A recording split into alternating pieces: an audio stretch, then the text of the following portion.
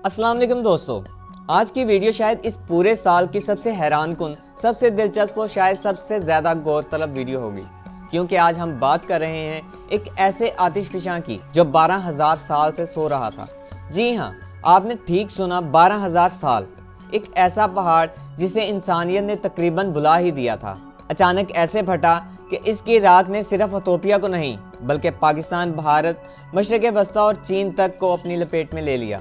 ये राख कोई आम धुआं नहीं था, ये ज़मीन के अंदर हज़ारों साल से जमा होने वाली तवानाई का वो धमाका था जिसने लम्हों में आसमान को अपने रंग में रंग दिया। राख का ये बादल 45,000 फुट से भी ज़्यादा बुलंदी पर पहुंच गया, बिल्कुल वहाँ जहाँ इंटरनेशनल फ़्लाइट्स उड़ती हैं। यही वजह है कि दुनिया भर में एविएशन अलर्ट्स जारी हुए, रास्ते तब्दील किए गए और भारत में और दीगर मुल्कों में कई फ़्लाइट्स मंसूख कर दी गई। लेकिन सबसे बड़ा सवाल जो पाकिस्तानियों के जहन में चौंका देने वाला था वो ये कि पाकिस्तान इससे महफूज है या नहीं। हमारी फ़ज़ाई हदूद, हमारे शहर, हमारी फ़ज़ा क्या कुछ खतरे में था? सबसे पहले बात करते हैं ये आतिशफशां की तारीख की। इथोपिया के इलाके फार रीजन में हेलीग्यूबी नामी आतिशफशां है। ये इलाका दुनिया के उन चंद खित्तों में से है जो सबसे ज़्यादा टेक्टोनिक एक्टिव हैं। यहाँ ज़मीन 3 बड़ी प्लेट्स में तकसीम है जिनके एक दूसरे से दूर जाने के नतीजे में रिफ्ट वैली बनती है। ज़मीन के अंदर से मुसलसल गर्मी, दबाव और पिघला हुआ मादा ऊपर की तरफ आता है और ऐसे इलाकों में कभी भी आतिशफशानी हरकत हो सकती है। लेकिन इस बार जिस आतिशफशां की हम बात कर रहे हैं वो 12,000 साल से खामोश था। ना इससे धुआं उठता था, ना हरारत, ना मामूली झटके। गोया ये मर चुका था, लेकिन साइंस कहती है कि ज़मीन कभी नहीं सोती। ज़ेरे ज़मीन कभी ना कभी प्रेशर बनता रहता है और फिर किसी दिन किसी लम्हे वो प्रेशर आखिरी हद तक पहुंच जाता है और वही लम्हा होता है जब आतिशफशां जाग उठा है। यही कुछ हेलीग्यूबी के साथ हुआ। साइंसदानों के मुताबिक पिछले चंद महीनों से इस इलाके में बहुत गैर मामूली तब्दीलियाँ देखी जा रही थीं। ज़मीन बहुत मामूली सी ऊपर उठ रही थी, कुछ छोटे मगर गहरे ज़लज़ले जैसे झटके महसूस हुए थे। हरारत के सेंसर्स ने नीचे मगमा चैम्बर्स में दर्जा हरारत बढ़े हुए महसूस किया था, लेकिन चूंकि ये आतिशफशां हज़ारों साल से खामोश था इसलिए दुनिया ने इतनी तवज्जो नहीं दी। फिर रात को अचानक ज़मीन के अंदर मौजूद चैम्बर फट गया और पिघला हुआ लावा, गैसेस और राख ज़बरदस्त प्रेशर के साथ आसमान में बुलंद हो गई। धमाका इतना ताकतवर था कि राख के ज़र्रात सीधा 45,000 फुट तक जा पहुँचे। इतनी बुलंदी जहां आम तौर पर पाकिस्तान, भारत, चीन और मशरिक़ वस्ता के इंटरनेशनल जहाज़ सफ़र करते हैं। अब सवाल ये पैदा होता है कि ये राख पाकिस्तान तक कैसे पहुंची? हुआ कुछ यूँ कि जब आतिशफशां फटा, इस वक्त खित्ते में हवाएं मगरिब से मशरिक़ की जानिब चल रही थीं।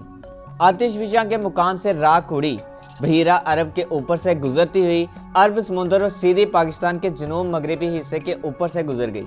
सबसे पहले ये बादल ग्वादर के जनूब में एक पायलट ने 45,000 फुट की बुलंदी पर देखा।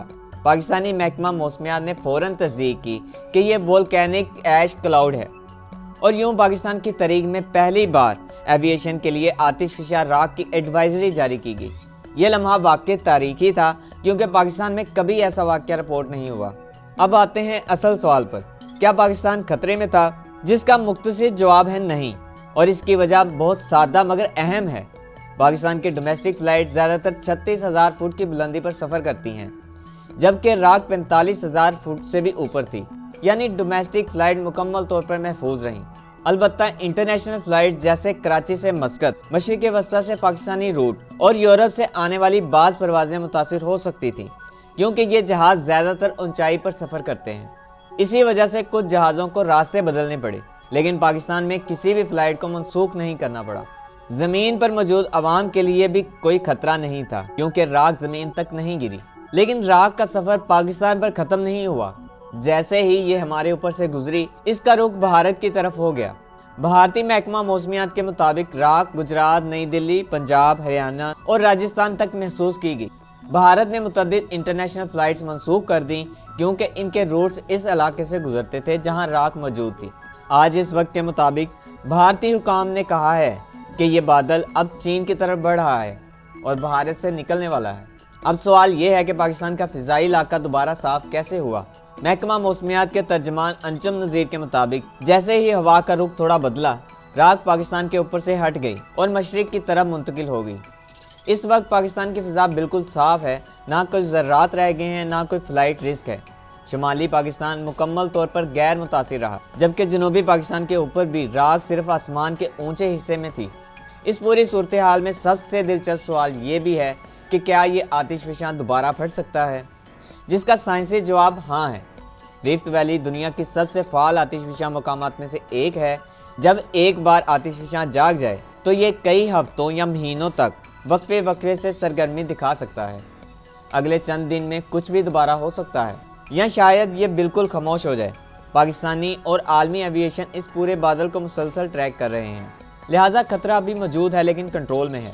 جب تک راکھ کی بلندی 40,000 فٹ سے اوپر ہے، پاکستان کی فلائٹ محفوظ ہیں۔ اگر مستقبل میں یہ بادل نیچے آئے تو یہ خطرہ ہو سکتا ہے، مگر ابھی ایسا کچھ نہیں ہوا۔ زمین میں موجود لوگ بالکل محفوظ ہیں، کوئی صحت کا مسئلہ، کوئی آلودگی، کوئی زرعی نقصان، کچھ بھی نہیں ہوا۔ پاکستان کا فضائی علاقہ بھی کلیئر ہے۔ کمنٹ میں اپنی رائے ضرور دیں۔ اگر ویڈیو پسند آئی ہو تو اسے لائک اور شیئر کریں، اور چینل کو سبسکرائب کر کے بیل آئیکن ضرور دبائیں۔